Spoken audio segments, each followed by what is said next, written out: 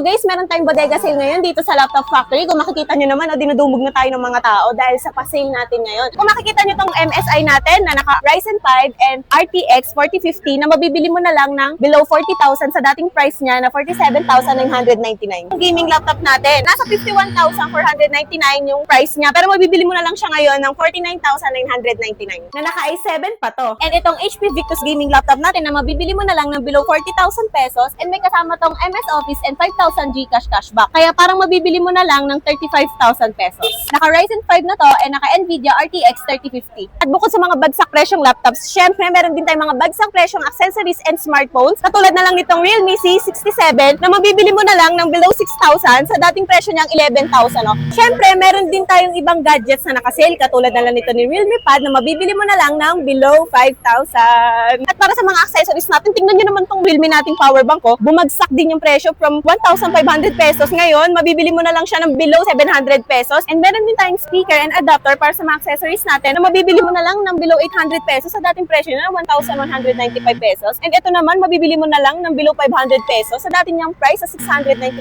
pesos. Kaya pumunta na kayo dito sa Laptop Factory main branch. Tapat lang kami ng Robinsons Magnolia dahil naka-limited stocks na lang kami dito.